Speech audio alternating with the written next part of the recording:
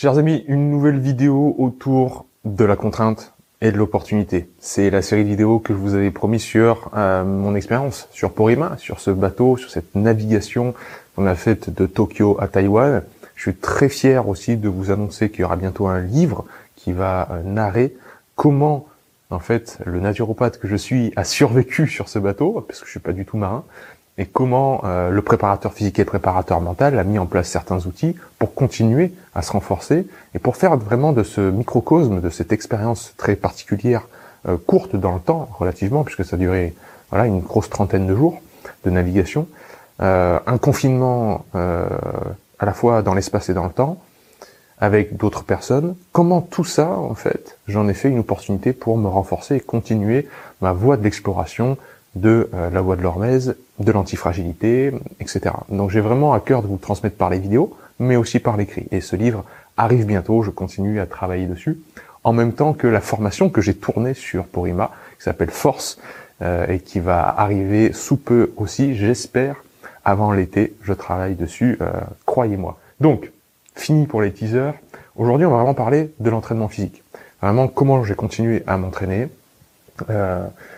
Et force est de constater que j'étais sous contrainte sur Porima, manque d'espace. Donc c'était pas le lieu pour faire des sprints en côte, c'était pas le lieu pour partir courir, etc. Et même, c'était vraiment pas le lieu pour faire la marche postprandiale dont je vous parle souvent, la marche après le repas, qui permet de réguler grandement la glycémie sanguine.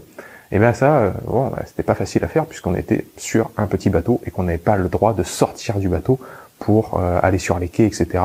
Puisque au Japon, le pays était, et même à Taïwan, était complètement lockdown, fermé, on n'avait pas le droit d'aller sur les quais. Donc on était obligé d'être confiné sur le bateau.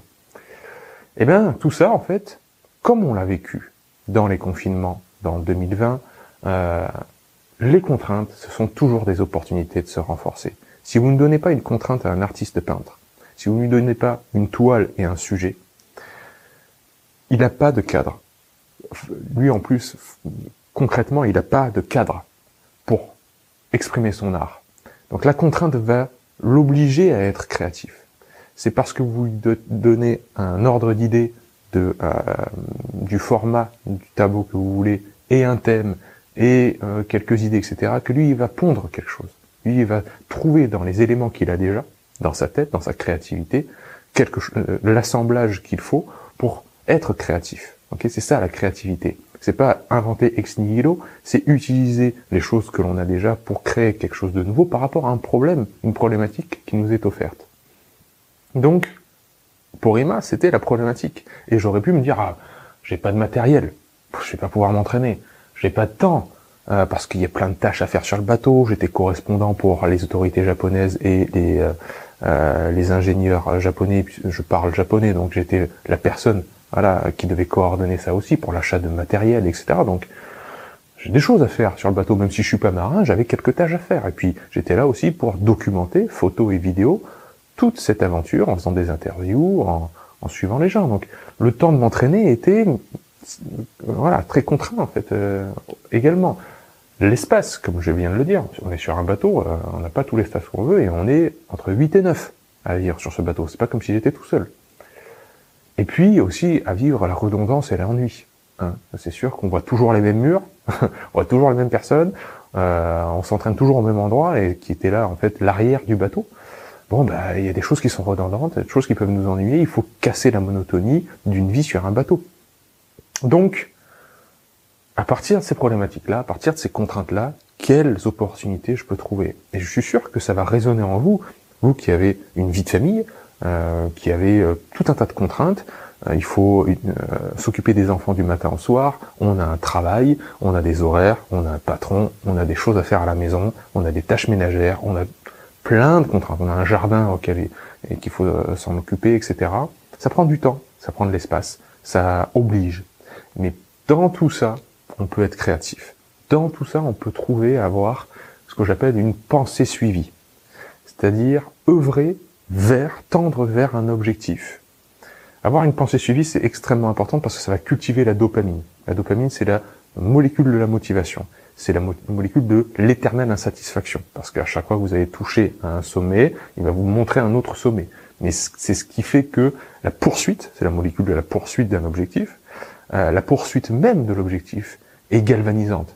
La poursuite même de l'objectif, elle est, les Américains disent thrilling. Donc c'est vraiment, ça nous donne les frissons. On dit, ah ouais, j'aimerais bien atteindre cet objectif-là. Et puis rien que le fait d'en parler, ben voilà, ça me galvanise. Ça, c'est la dopamine. C'est pas du tout le fait d'apprécier les choses que l'on a. Ça, c'est plus sérotonine, ocytocine, les endocannabinoïdes sécrétés dans le cerveau, qui nous font apprécier les choses qu'on a obtenues. Ça, c'est important de le cultiver. Les molécules de ici et maintenant. Ici et maintenant, je suis content de vivre ce moment avec Gunther Pauli, avec les marins avec lesquels j'étais, avec voilà, j'appréciais le moment de Porrima. Vous appréciez le moment que vous passez en famille, mais d'un autre côté, il faut rester motivé pour les actions au quotidien. Et ça, c'est la dopamine. C'est un circuit dans le cerveau qui est complètement différent, les voies dopaminergiques. Et pour ça, avoir une pensée suivie, par exemple, quand on veut perdre du poids, mon repas, je vais le faire parce que j'ai ma pensée qui est suivie, parce que derrière ça, je veux perdre du poids. Donc, le fait d'avoir un objectif concret de perte de poids, ou de prisme de masse musculaire, ou de pleine santé, etc., d'amélioration de sa digestion, etc. Le fait d'avoir un objectif lointain, et lointain dans l'espace et dans le temps, va conditionner, en fait, ce que vous allez faire aujourd'hui. C'est ça, la pensée suivie. Si vous n'avez pas de pensée suivie, si vous êtes loin des conséquences de vos actes, c'est ça que ça veut dire. Avoir une pensée suivie, ça veut dire, je comprends les conséquences de mes actes. Si vous vous détachez complètement des conséquences de vos actes, vous n'avez pas de pensée suivie, ce que vous allez faire, là, vous n'allez pas y mettre de barrière. Ça va être le tout venant, ça va être du n'importe quoi, et les conséquences, j'y pense pas. Si vous ne pensez pas aux conséquences, évidemment, vous risquez de tomber dans le piège de l'attraction des émotions, du monde de la diversion qu'on nous propose, et de la facilité. Les choses qui sont facilement tout de suite disponibles, la nourriture transformée, par exemple, si on parle de nourriture, les choses qui sont très fortes en goût sucré, très fortes en goût salé, qui attirent, qui trompent le cerveau pour ça et qui nous rendent addicts à certaines molécules. Bref, si on n'a pas de pensée suivie, on risque de tomber dans le piège d'autres systèmes. Okay, donc, pas de matériel, ok, alors je mets entre parenthèses ce que j'aime faire d'habitude, c'est-à-dire me lester pour faire des tractions, des dips, pour travailler à la salle de muscu avec des haltères, avec de la fonte, avec des poids, je le mets de côté. Et là, pendant 30-40 jours, mon aventure sur Porrima, je vais travailler au poids du corps, PDC. Poids du corps, je vais améliorer ma gym et ma calisthénie. Donc le travail, poids du corps, certaines postures difficiles. En fait, la difficulté, la surcharge progressive que j'utilisais avant au niveau du kilogramme, au niveau de la surcharge en fait. Je rajoute un disque, j'enlève un disque. Voilà, c'était ça en fait le facteur que je faisais, la variable que je jouais pour augmenter la difficulté. Ça, maintenant je le shift. C'est l'opportunité de se shifter sur en fait la difficulté de la technicité du mouvement même. Le bras de levier. Voilà, c'est un terme qu'on utilise beaucoup en gym pour augmenter la difficulté d'un exercice. Et je vais progresser sur certains mouvements que j'aime énormément, comme le front lever. Donc c'est un mouvement où vous êtes vraiment à la parallèle du sol. Je vous mettrai quelques vidéos, quelques photos. Voilà, au sol. Améliorer la qualité vraiment de ma gymnastique, du travail au sol et de la calisthénie, c'est-à-dire vraiment travail au poids du corps, aux agrès, ce qui se rapproche vraiment des artistes du Cirque du Soleil et de la gymnastique. Ok ? Tout ça, ce sont des nouveaux objectifs. D'un coup, je veux progresser dans ce domaine-là, et Porrima sera parfaitement le lieu pour ça. Donc pas de matériel, pas de problème. Et encore une fois, j'aurais pu m'éterniser là-dessus en me disant c'est terrible cette épreuve qui arrive, voir tous les côtés négatifs de la chose, j'ai pas de matériel, oh là là, vivement que ça se termine, oh là là, et prendre et ramoner comme ça dans la tête, sans arrêt, se répéter les mauvaises choses, le fait qu'il n'y ait pas de matériel, et s'arrêter sur le fait que je tape dans une épreuve. Non. L'épreuve, la contrainte, c'est une opportunité d'avoir d'autres objectifs et de grandir dans d'autres domaines. Pas de temps, pas beaucoup de temps. Ok, on va augmenter l'intensité. On va faire des séances courtes et intensives. Donc ce sera sans doute des séances plus courtes que d'habitude. Par contre, je vais vraiment jouer dans la qualité du mouvement, dans la forme et dans l'intensité. Peu de temps de repos, moins de temps de repos d'habitude, etc. Peu d'espace, je vais augmenter la qualité de mes mouvements. Je vais au sol, j'ai juste besoin de la place de mon corps finalement. Donc les positions de pompe, de planche, les abdos, ce que j'ai l'habitude de faire, les tractions pour me suspendre, etc., me suffisent en termes d'espace. Cette fois-ci, pour travailler tout ça, et je vais améliorer mon contrôle neuromusculaire. Je vais travailler sur des facteurs qui me demandent pas d'espace. Et je vais m'adapter, et ce sera une opportunité de grandir dans ces facultés-là. La redondance et l'ennui, encore une fois, être créatif, c'est le plus haut taux de complexité, c'est ce qui nous rend vraiment unique. Cultiver la créativité, c'est cultiver la dopamine. Parce qu'on cultive là en fait une pensée abstraite. Tout ça, visualiser ça dans mon esprit, voir d'un côté les contraintes, qui se transforment en opportunités, c'est une pensée abstraite, c'est le fait de prendre du recul. Si je ne pouvais pas prendre du recul grâce aux voies dopaminergiques, c'est-à-dire avoir une pensée abstraite par rapport à des choses que je n'ai pas, par rapport à des, voilà, encore une fois, des concepts, des pensées abstraites, je resterai dans l'ici et maintenant, encore une fois, de ce que j'ai ou ce que je n'ai pas. J'ai pas de matériel, j'ai pas de temps, j'ai que ça, etc. Oh là, c'est terrible. J'arrive pas à prendre du recul par rapport à la situation. Je ne peux pas avoir de pensée abstraite. La créativité, elle naît de cette pensée abstraite-là. Donc, créativité, je l'ai cultivée par non seulement m'inventer de nouveaux challenges et de nouveaux objectifs, mais aussi le fait d'écrire, mais aussi le fait de tourner des vidéos, tourner la formation force dont je vous ai parlé, écrire le livre dont je vous ai parlé aussi. Rester créatif entretient la motivation, parce que c'est la pensée abstraite et la voie de la dopamine. Donc, avoir une pensée suivie, comme j'ai dit, se fixer de nouveaux objectifs. Bon, bah ça en est. Et plusieurs séances. Plusieurs séances par jour, ça va casser cet ennui, cette redondance, cette monotonie, et ça va me permettre d'expérimenter quelque chose de nouveau, moi qui m'entraîne d'habitude que le matin. Ben là, je vais m'entraîner, comme on va le voir, 2 fois par jour, voire 3 fois de temps en temps. Voilà. Donc, à vous de voir, listez les contraintes que vous avez. Les horaires, les enfants, le travail, etc., j'ai pas de matin, etc., et trouvez, en regard de ça, quelles sont les opportunités et les domaines dans lesquels vous pouvez progresser. Et évidemment, les domaines que vous aimez. Peut-être que vous, c'est jouer du piano. Bon, ben, vous dites, je peux pas jouer du piano, je suis bloqué toute la journée au boulot. Ouais, mais est-ce que dans les pauses, ou entre 2 rendez-vous, ou à midi, entre midi et 2, tu peux pas pratiquer air piano, quoi. Le fait de jouer sans piano, le fait de répéter tes gammes, le fait de travailler la mobilité et la coordination des mains. Peut-être que le fait de ne pas avoir de piano chaque jour, c'est une opportunité.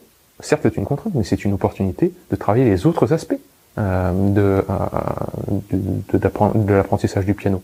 Peut-être que c'est l'opportunité de suivre un cours en ligne sur ça, comme il y en a beaucoup, et de suivre cette formation de manière assidue en prenant des notes.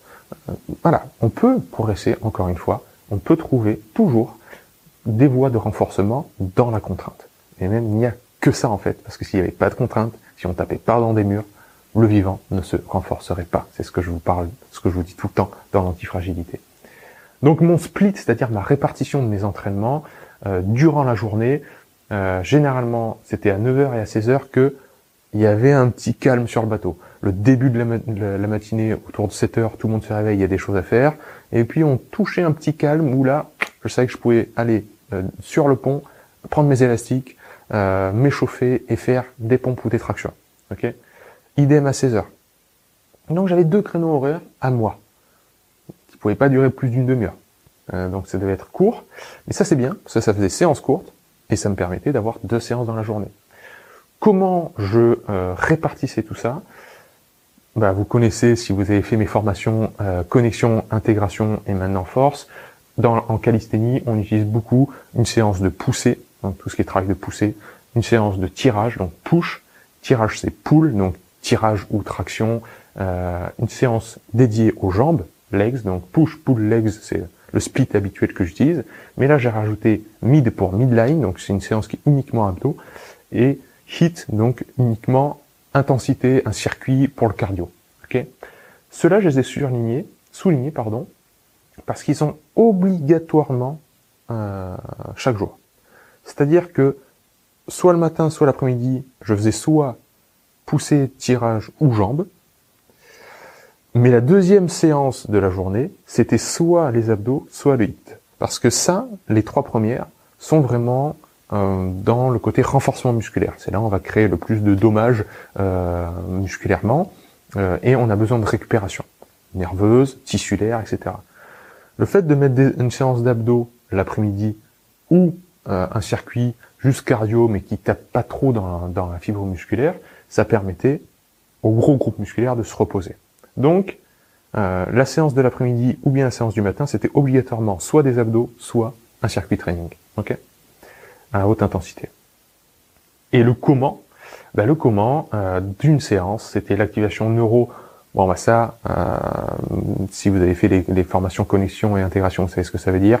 On va jouer sur tous les patrons moteurs, le système visuel, vestibulaire, donc le sens de l'équilibre, le toucher, le tactile, la vue, l'ouïe même. J'aime bien travailler sur l'audition. On va jouer sur tout ça pour réveiller toute la motricité du corps, toutes les inputs, les entrées sensorielles qui donnent naissance à l'output, c'est-à-dire ma motricité, comment mon corps bouge dans l'espace. Donc activation neuro. Puis il va y avoir un mouvement principal. Là, c'est vraiment le cœur de la séance où je vais donner le plus d'énergie. Donc on parle surtout de ces trois-là, push, pull, legs. Donc soit la séance de poussée, soit la séance de tirage, soit la séance de jambes. Et là, je vais faire 4 à 5 séries, 4 à 5 sets, de 5 à 10 répétitions, donc relativement hautes. Moi qui ai l'habitude de travailler surtout en force avec peu de répétitions. Là, je voulais un RPE, donc un taux d'effort qu'on note généralement sur 10, un taux d'effort entre 7 et 8. Donc 10 étant un effort maximal, je voulais surtout pas toucher un effort maximal, parce qu'après il faut des gros temps de repos, et ça risque justement de ne pas me permettre de faire 2 séances par jour. Ça risque de même de me demander un jour de repos le lendemain, et j'ai quand même cette redondance et cet ennui à pas combattre, mais à tamponner. Donc je veux m'entraîner 2 fois par jour. Donc je peux pas me mettre une intensité à 10 sur 10. Je dois ressentir un effort qui me permette en fait d'avoir 2 à 3 répétitions en réserve. C'est-à-dire que si je me donnais à fond, j'aurais pu faire 12 répétitions, j'en ai fait que 10. Ou j'aurais pu faire 7 répétitions de ce mouvement-là, si vraiment je m'étais donné à fond, mais je me suis arrêté à 5. Okay. Donc RPE, 7 à 8, et R pour le repos, entre 2 et 2 minutes 30 de repos entre chaque série. Donc je fais 10 répétitions d'un mouvement, par exemple les pompes, où je vais accentuer le bras de levier, je vais faire vraiment une pompe de gymnaste, avec un tempo lent, etc. Je vais faire seulement 7 répétitions, qui va être un effort que je pourrais noter à 8 sur 10, et je vais prendre 2 minutes de repos. Okay. Et ça, je vais le faire 4 à 5 fois. Okay, 4 à 5 séries. Il va y avoir ensuite un travail d'assistance et d'isolation qui vont être plus ou moins la même chose, puisqu'il va y avoir 3 séries, 3 sets, de 10 à 12 répétitions. Pour l'isolation, ça va être de 12 à 15. L'assistance, donc on travaille toujours le même pattern de mouvement, donc le même schéma finalement de chaîne cinétique. Tout ça, c'est expliqué dans la formation force, mais c'est important que je vous le précise là, c'est que je fais un mouvement principal qui me prend le maximum d'énergie, et après des mouvements d'assistance et d'isolation qui sont juste là pour travailler la qualité du mouvement et la fibre musculaire. Okay. Donc l'assistance, ça peut être un travail plus facile autour des épaules, par exemple, si j'ai fait des pompes avant, donc de pousser plus verticale, en strict press, donc en presse strict au-dessus de la tête, par exemple, avec les élastiques, avec du poids, ce que je trouve autour de moi. J'avais des bidons sur Porima, donc j'avais la possibilité d'avoir un accessoire, ou sinon je me mets la tête en bas et je fais ce qu'on appelle les pike push-up, donc des pompes avec les fesses surélevées et la tête vers le bas. Donc ça va accentuer le travail des épaules, entre autres, et des deltoïdes et des trapèzes. Donc travail d'assistance, cette fois-ci que 3 séries, l'effort est à 7, et le repos, encore une fois, est relativement court, 1 minute 30, 2 minutes. Moi, j'aime bien prendre beaucoup de repos quand je travaille en force. Et là, c'était un nouveau challenge, c'était une nouvelle voie, une nouvelle expérimentation que de prendre 1 minute 30 de repos. Pour moi, c'était très court. Et enfin, un travail d'isolation, là, ça peut être très facilement fait aux élastiques, autour des pectoraux, autour des épaules, vraiment être dans un nombre de répétitions élevé autour de 12 à 15, mais être juste dans la pompe musculaire, sentir que ça brûle, et pas plus. Okay, quand ça commence à brûler au niveau des fibres musculaires. Et là, le repos, 1 à 2 minutes seulement. Voilà, la qualité et l'intensité donc étaient vraiment sur l'exercice principal. Et après, dans l'assistance et l'isolation, les respirations doivent être cycliques. Comme ça ne doit pas être quelque chose de dur, on doit pouvoir respirer sans bloquer sa respiration, si possible par le nez, moi c'est ce que j'aime faire, et être uniquement dans la pompe musculaire. Sentir que le muscle se gorge de sang, mais pas plus. Ok, donc des exercices relativement faciles en termes de stress mécanique, donc pas de grosses charges, etc. Ça prend pas beaucoup de temps. En 1 demi-heure, c'était plié. Et c'est ce que je voulais. Ok. Et après, l'après-midi, je pouvais faire abdos ou juste un circuit training. Ok. Préférentiellement, le circuit training qui ne touche pas trop, évidemment, aux muscles qui ont été travaillés le matin. Si ça a été les jambes, je vais faire un circuit training où je vais faire un peu plus de haut du corps. Ok. Ce qui est très important, c'est la redescente parasympathique. Je suis très content parce que Andy Galpin, qui est le monsieur muscle aux États-Unis, qui étudie les fibres musculaires, a été interviewé par Andrew Huberman il y a peu de temps sur son podcast, et ils ont vraiment mis l'emphase sur l'importance de prendre 5 minutes après chaque entraînement pour avoir cette plasticité neuronale et cette redescente du système nerveux. Sinon, en fait, la dopamine et l'adrénaline que vous allez sécréter durant l'effort vont continuer à partir en flèche et à être hautes durant les prochaines heures qui vont suivre la séance, et vous allez connaître après un crash, un gros coup de fatigue, plus de jus en fait dans les jambes. Et le fait d'avoir une redescente pour retrouver un système nerveux parasympathique juste après l'entraînement va permettre déjà la plasticité neuronale et l'apprentissage moteur. On a les études maintenant qui nous prouvent que juste après une motricité, le cerveau, si vous le mettez au repos, il va refaire toutes les séquences en sens inverse. Donc tous les mouvements que vous avez faits, en enlevant ce qui n'a pas marché et en gardant l'utile. C'est comme ça que vous tentez de jouer du piano et vous n'y arrivez pas du tout. Et le lendemain, boum, vous savez pas pourquoi, hop, la composition elle sort toute seule. Parce que le repos a permis l'intégration et la plasticité, la consolidation de la plasticité neuronale. D'accord ? Et bien ça se passe aussi juste après. C'est pas seulement le sommeil et la bonne nuit de sommeil que vous allez avoir, c'est aussi juste après qu'il faut le cultiver. Donc vous sortez d'une séance de sport, de course à pied, de tennis, de musculation. Prenez quelques minutes pour vous allonger et juste fermer les yeux. Même pas un travail respiratoire, même pas un travail de visualisation, de méditation, non. Vous fermez les yeux, vous pensez à autre chose si vous voulez, votre cerveau va faire le reste. Donc, 5 minutes, les yeux fermés, allongés.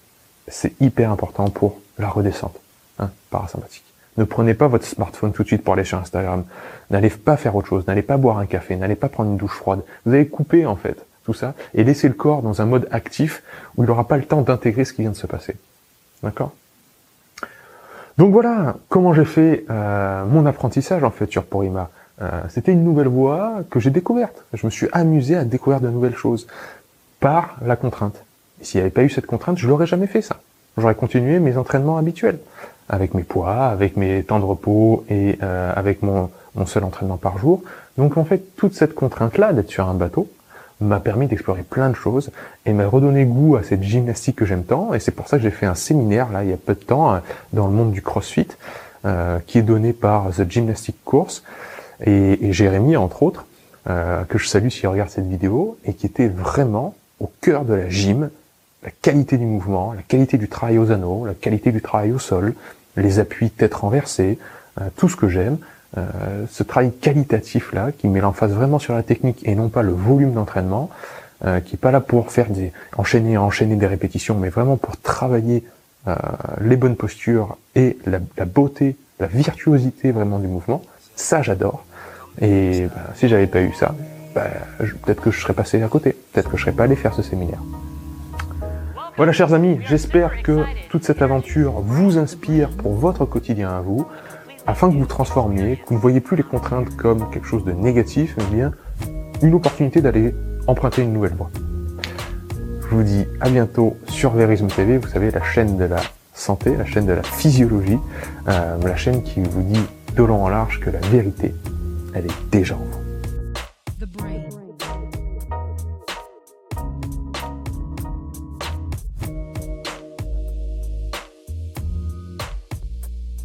Flip.